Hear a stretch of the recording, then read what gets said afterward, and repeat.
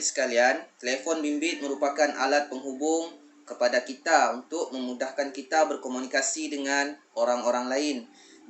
Tahukah murid-murid bahawa penciptaan telefon bimbit pertama sekali di dunia diciptakan oleh seorang tokoh yang bernama Alexander Graham Bell, dan penciptaan telefon bimbit mengalami perubahan seperti mana penciptaan teknologi lain seperti kereta, seperti kapal terbang, maupun penciptaan televisyen maupun radio. Jadinya murid-murid, telefon bimbit ini juga mengalami perubahan seiring dengan peredaran zaman. Murid-murid, penciptaan telefon bimbit ini membolehkan kita berkomunikasi dengan orang lain dari satu tempat dengan tempat yang lain. Sebagai contoh, cikgu di sini, orang tua cikgu di kampung. Cikgu boleh menghubungi orang tua dan bercakap dengan orang tua menggunakan telefon bimbit. Kan betapa pentingnya telefon bimbit ini terhadap kehidupan seharian kita. Murid-murid, telefon bimbit ini pada suatu ketika dahulu saiznya tidaklah sebegini. Saiznya adalah lebih besar dan kita tidak boleh bawa ke mana-mana yang kita mahu. Pengajaran cikgu pada hari ini, pertama sekali cikgu akan mengajar kalian semua tentang cara-cara kita menghasilkan sebuah rangka karangan. Murid-murid, dalam menghasilkan sebuah karangan yang lengkap, kita memerlukan sebuah rangka. Rangka inilah yang akan menjadi panduan kepada kita sebelum kita menulis karangan. Apakah perkara yang perlu ada di dalam rangka karangan? Dan rangka karangan ini macam mana sebenarnya? Baiklah, cikgu akan ajarkan kepada kalian. Dalam rangka karangan, kita hanya menulis ataupun merangka bahagian-bahagian penting terhadap karangan secara keseluruhan. Sebelum memulakan penulisan, rangka ini penting murid-murid untuk memastikan kita tidak membincangkan perkara-perkara selain ataupun perkara-perkara yang lari daripada topik perbincangan kita pada kelas kali ini. Jadinya kelas kita menggunakan topik keperluan remaja memerlukan telefon bimbit dalam kehidupan seharian mereka. Dalam sesebuah rangka karangan, kita perlukan pendahuluan, isi dan kesimpulan. Okey, baiklah, mungkin ada yang akan bertanya kepada cikgu, cikgu, macam mana kita mahu tulis rangka karangan pendahuluan cikgu? Okey, baik. Cikgu akan ajar satu persatu. Tenang, bersabar semuanya ya. Okey, baiklah. Untuk merangka pendahuluan dalam topik yang cikgu ajar pada hari ini, cikgu telah membuat keputusan untuk kita menggunakan teknik pendahuluan jenis persoalan.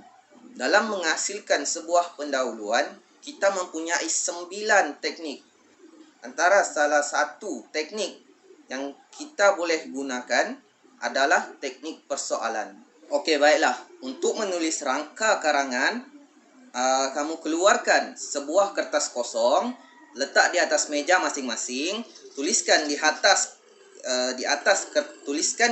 kertas tersebut pendahuluan, gariskan, dan letak di bawah dia teknik persoalan. Okey, baiklah. Cukup start itu saja sebab kita cuma mahu hasilkan rangka sahaja murid-murid. Ini cikgu hanya mahu kamu fokus tentang cara menghasilkan rangka karangan saja. Ambil satu kertas kosong, tulis di atasnya pendahuluan, di bawahnya tulis teknik persoalan. Baiklah, cikgu akan jelaskan serba sedikit tentang teknik persoalan murid-murid. Dalam memulakan pendahuluan, menggunakan teknik persoalan, apakah contoh ataupun apakah ayat yang mungkin kita dapat gunakan dalam topik pembelajaran kita pada hari ini? Okey, baiklah. Contoh ayat yang pertama. Okey, baik. Cuba dengar semua murid-murid. Fokus dengan apa yang cikgu cuba sampaikan ini. Ayat yang pertama nanti, dalam kamu menghasilkan sebuah karangan yang lengkap, pendahuluan menggunakan teknik persoalan. Ayat yang pertama pada perenggan yang pertama, kenalah ditulis dengan menggunakan ayat tanya. Semua jelas? Okey, ayat tanya, ciri-ciri ayat tanya adalah mempunyai tanda soal di belakang ayat tersebut. Okey, cikgu bagi contoh ayat yang pertama. Apakah yang dimaksudkan dengan telefon bimbit? adakah kita semua sedar tentang kepentingan telefon bimbit? Okey, baiklah murid-murid, itu ayat tersebut kita boleh masukkan ke dalam pendahuluan. Ke dalam pendahuluan sebagai teknik, sebagai menunjukkan kita menggunakan teknik persoalan dalam pendahuluan karangan. Bila pembaca membaca karangan murid-murid, mereka akan faham. Secara tidak langsung mereka akan faham mengenai penulisan kamu semua. Maksudnya bila pembaca membacakan persoalan yang kamu lontarkan, pembaca secara tidak langsung akan dapat kesan bahawa penulisan ini adalah untuk penulisan berkaitan tentang penggunaan telefon bimbit. Baiklah murid-murid, setakat itu sahaja. Jadinya dalam kertas yang kamu ada di atas meja sekarang ni, yang ada di hadapan kamu, rangka karangan, tulis di atasnya pendahuluan, di bawah menggunakan teknik persoalan.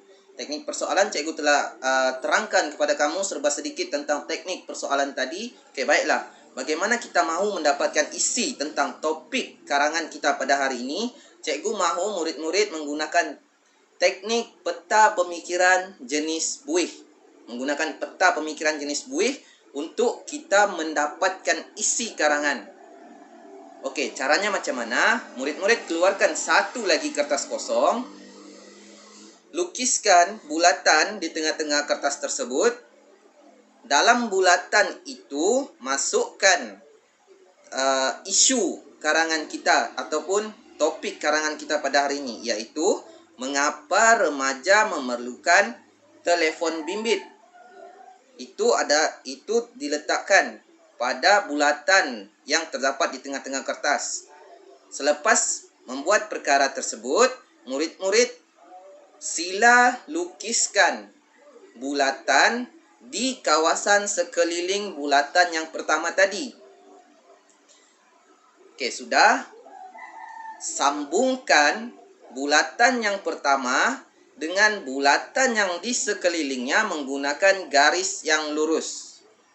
Okey, jika sudah, cikgu mahu murid-murid fikirkan mengapakah remaja memerlukan telefon bimbit pada hari ini.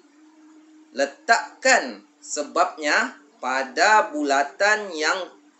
setiap satu bulatan yang kamu buat di sekeliling bulatan yang pertama tadi.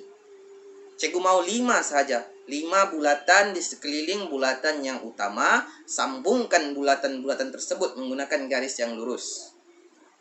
Okey, baik. Jika sudah, bermaksud kita mempunyai sebab mengapa remaja memerlukan telefon bimbit di atas peta pemikiran yang kamu telah hasilkan tadi. Betul atau tidak? Okey, baiklah murid-murid.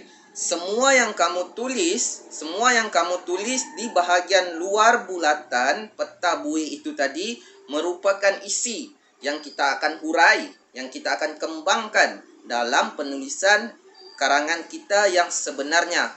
Jadi dalam rangka karangan tadi, tulis di bawahnya isi karangan, dan 1, 2, 3, 4, 5 tadi masukkan apa yang kamu tulis pada bahagian luar bulatan peta pemikiran jenis buih tadi. Okey, baiklah. Jika sudah, kita akan menghasilkan bahagian penutupan karangan. Murid-murid, dalam kita menghasilkan sesebuah karangan, penutupannya sudah semestilah tentang penegasan terhadap topik tersebut. Dalam penutupan kenalah ada harapan ataupun cadangan langkah untuk kita menegaskan, untuk kita menyimpulkan semula tentang penulisan kita daripada pendahuluan sehinggalah isi kita yang terakhir. Dalam penutupan itu mungkin kamu jelaskan langkah pengawalan ataupun jelaskan harapan kamu terhadap penggunaan telefon bimbit ini, terutamanya dalam karangan remaja. Jadi bila sudah tulis sedemikian, maka lengkaplah sebuah rangka karangan. Baiklah murid-murid sekalian, sekarang cikgu mahu tengok tentang hasil kerja kamu. Jadinya cikgu minta Sufian tolong terangkan hasil kerja kamu di hadapan untuk Kita sama-sama saksikan. Oke, baiklah murid-murid. Jadi sekarang masanya cikgu hendak melihat tentang hasil kerja yang dihasilkan oleh murid-murid sekalian. Oke, baiklah, cikgu mahu pilih. Oke, Sufyan, tolong berdiri dan datang ke hadapan. Terangkan tentang hasil kerja kamu dan cikgu mahu kamu menggunakan teknik lakonan dalam menerangkan isi. Oke, baiklah cikgu. Saya akan terangkan tentang hasil kerja yang saya telah hasilkan sebentar tadi. Jadinya untuk rangka karangan, saya telah hasilkan ini rangka karangan saya, cikgu. Di atas nih saya tulis pendahuluan, di bawah terangkan tentang penggunaan telefon bimbit, kaedah menggunakan kaedah persoalan. Jadi ini adalah isi dan di bawah sini adalah penutupan. Oke cikgu, isi yang pertama. Hello. Oh, yang tu. Oke. Nanti, ya oke. Nanti. Saya pun belum siap lagi tu. Oke. Oke cikgu, itu adalah untuk isi yang pertama. Isi yang kedua. Alah, cikgu suruh cari maksud prasejarah pula lagi. Aduh. Oh, Google. Telepon ni kan boleh Google. Senanglah cari maklumat.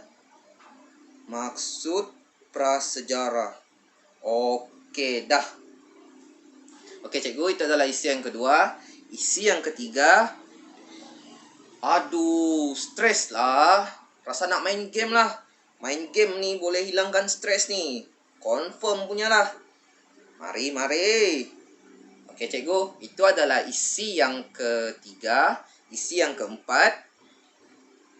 Aduh, malas lah nak jalan pergi membeli ni. Shopee, Lazada. Oh, ada jualan 11-11 ni. Tak perlu aku keluar rumah lepas ni. Beli je dari sini. Oke, cikgu. Itu adalah isi yang keempat. Isi yang kelima. Macam mana aku nak tambah pendapatan aku ni? Duit dah tak ada ni. Facebook jadi dropship. Boleh buat duit guna handphone. Oh, oke. Aku boleh jana pendapatan aku guna telefon bimbit ni. Oke cikgu, itu adalah isi yang kelima. Jadinya untuk penutupan, saya buat penutupan di sini. Langkah pengawalan penggunaan telefon bimbit dalam kalangan remaja dan sedikit harapan tentang penggunaan telefon bimbit dalam kalangan remaja. Sebelum tu cikgu, untuk isi tadi, saya dapatkan isi menggunakan yang ni, yaitu teknik peta pemikiran yang cikgu arahkan tadi ataupun cikgu yang telah cikgu ajarkan tadi. Jadinya di sini saya melukis satu bulatan besar pada bahagian tengah dan bulatan-bulatan yang kecil sedikit di bahagian tepi. Di bahagian tengah saya masukkan tentang isu ataupun topik yang ingin kita bincangkan. Di tepi ini adalah isi-isinya lah. Saya tulis di tepi sini cikgu. Oke cikgu, setakat itu sahaja perkongsian saya. Terima kasih cikgu.